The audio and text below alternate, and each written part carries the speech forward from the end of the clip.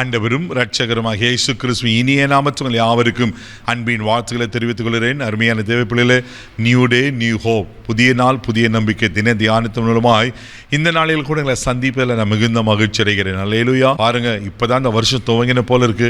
5 மாதங்கள் முடிஞ்சிச்சுல, எவ்வளோ வேகமாய் நாட்கள் போகிறது.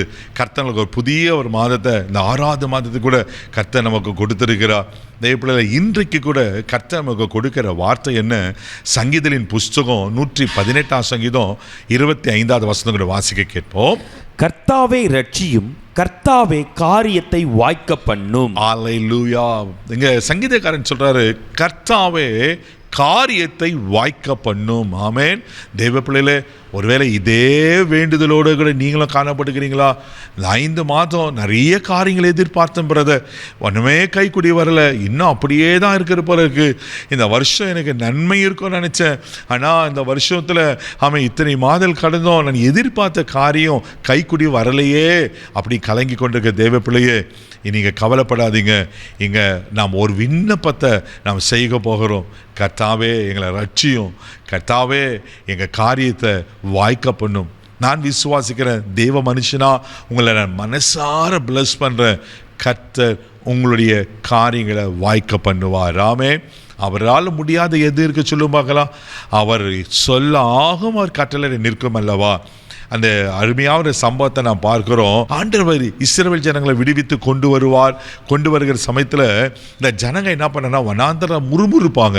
எங்களுக்கு காடை வேணும், எனக்கு கறி வேணும், இறைச்சி வேணும்னு. நாங்கள் எகிப்தில் இருக்கும்போது வெள்ளரிக்காய், வெள்ளைப்பூண்டு, வெங்காயம் இதெல்லாம் சாப்பிட்டோம், இதெல்லாம் ஒன்றுமே இல்லை எங்களுக்கு இங்கே, அப்படியே புலம்புவாங்க. ஆனால் மோசே ஆண்டவர்களை சொல்லுவார், ஆண்டவர் நான் இறைச்சியை கொடுப்பேன்னு சொல்லுவார்.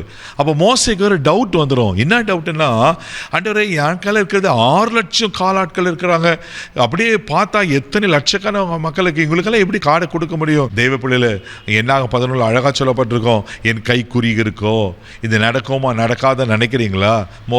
மோசே அப்படி சொல்லி ஒரு காற்றை அனுப்பி 2 முழ உயரத்துக்கும் இந்த பக்கம் ஒரு நாள் பிரயாண தூரம், இந்த பக்கம் ஒரு நாள் பிரயாண தூரத்தில் ஆண்டர் காடைகளை வர வைப்பார். ஆமே ஆமே. தெய்வ பிள்ளையில உங்க வாழ்க்கையில் கூட என்ன காரியங்கள் வாய்க்காம இருக்கிறது, என்ன காரியம் எதுன்னு, எந்த நன்மை எதிர்பார்த்து கைக்கூடி வராமல் இருக்கு, இன்னைக்கு கர்த்தர் இந்த புதிய மாதத்தில் ஆமென் காரியங்களை கைக்குடி வர உண்மையில் வர இருக்கிறார். நீங்கள் எதிர்பார்க்குற ஒருவேளை திருமண காரியமாக இருக்கலாம், வேலை வாய்ப்பாக இருக்கலாம், பிள்ளைகளை கோர்ஸாக இருக்கலாம், கடன் பிரச்சனை மாறுவது, பிள்ளைபாக் எதுவாக இருந்தாலும் கர்த்தர் இந்த மாதத்தில் உங்களை ஆசீர்வதிக்க அவர் உண்மையில் தேவனாக இருக்கிறார். ஆமே.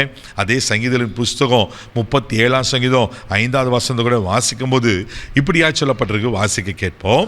உன் வழியை கர்த்தருக்கு ஒப்புவித்து அவர் மேல் நம்பிக்கையாயிரு, அவரே காரியத்தை வாய்க்க பண்ணுவார். ஆமென். அதுதாங்க, ஆண்டவர் தான் நம்மளுக்கு காரியத்தை வாய்க்க பண்ணணும், வேற ஆல்டர்னேட்டிவ் கிடையாது. ஆனால் நாம் என்ன செய்யணுமா, உன் வழியை கர்த்தருக்கு ஒப்புவித்து. ஹல்லேலூயா. உங்கள் வழியை அப்படின்னா உங்களுடைய விசுவாசத்தை காத்துக்கொண்டு, ஆண்டவரே நீங்கள் பார்த்துக்கொள்ளுங்கப்பா, ஆண்டவரே நான் உங்களை சார்ந்திருக்கிறேன்ப்பா, உங்களை நான் நம்புகிறேன்ப்பா, எனக்கு நீங்கள் உதவி செய்யுங்கப்பா அப்படின்னு ஆமென். உங்கள் வழியை கர்த்தருக்கு ஒப்புவித்து, உங்கள் வாழ்க்கையை முழுசுமாக கர்த்தருக்கு ஒப்புவித்து அவரை சார்ந்து கொண்டிருங்க, அவர் காரியத்தை வாய்க்க பண்ணுவார். அல்லேலூயா. அது மாத்திரம் இல்லாமல் அதே சங்கீதலின் புஸ்தகம் 37 சங்கீதம் 34 வசனம் கூட இப்படியா சொல்லப்பட்டிருக்கு, வாசிக்க கேட்போம். நீ கர்த்தருக்கு காத்திருந்து அவருடைய வழியை கைக்கொள், அப்பொழுது நீ பூமியை சுதந்தரித்துக் கொள்வதற்கும் அவர் உன்னை உயர்த்துவார், துன்மார்க்கர் அறுப்புண்டு போவதை நீ காண்பாய். ஆமென். பாருங்க, நீ கர்த்தருக்கு காத்திருந்து அவர் வழியை கைக்கொள். ஆண்டவருக்கு சம்மதில் காத்திருந்து அவர் என்ன சொல்கிறாரோ, அவர் விரும்புகிற அந்த பரிசுத்தமான வாழ்க்கைக்கு நீங்கள் ஒப்பு கொடுத்து பாருங்கள், அவர் வழிகளை கை கொண்டு பாருங்கள், அவர் வார்த்தையின்படி வாழ்ந்து பாருங்கள், அவர் காரியத்தை நிச்சயமாக வாய்க்க பண்ணுவார். நம்ம கண்களை மூடி நம்ம ஜெபிக்கலாம். அன்பு தகப்பனே, உமக்கு நன்றி சொல்கிறோம்ப்பா. ஆண்டவரே கர்த்தாவே, காரியத்தை வாய்க்க பண்ணும் நாங்கள் கேட்குறோம்ப்பா. யார் யார் என்னென்ன காரியத்துக்காக, என்னென்ன நன்மைக்காக, என்னென்ன எதிர்பார்ப்புகளுக்காக வேண்டுதல் செய்கிறாங்களோ, ஆண்டவர் ஆண்டவரே இந்த கால வழியில் இயேசுவின் நாமத்தில் அவர்களை மனசார நான் பிளஸ் பண்ணி ஆசீர்வதிக்கிறேன்ப்பா. அன்மேன் அவர் காரியங்கள் வாய்க்க பண்ணுவீராக ஜெபிக்கிறோம். நீங்கள் வாய்க்க பண்ணிட்டீங்க, அதுக்கு வேண்டிய அன்ற துவக்கத்தை நீங்கள் உண்டு பண்ணிட்டீங்க. இன்றைக்கே நீங்கள் அற்புதங்களை செய்ய போகிற ஸ்தோத்திரப்பா. ஆசீர்வதித்து கனப்படுத்தும், கிருபைக்கு ஒப்பு கொடுக்குறோம். இந்த நாள் முழுவதும் கரம் எடுத்து நடத்தும், தெய்வீக பாதுகாப்பு ஒப்பு கொடுக்குற எல்லா தீங்கு கவலைக்கு காத்துள்ளும் இயேசுவின் மூலம் ஜெபங்களும் பிதாவே, ஆமென். அவருக்கு காரியங்களை வாய்க்க பண்ணிட்டார். தைரியமாக போங்க. God bless you.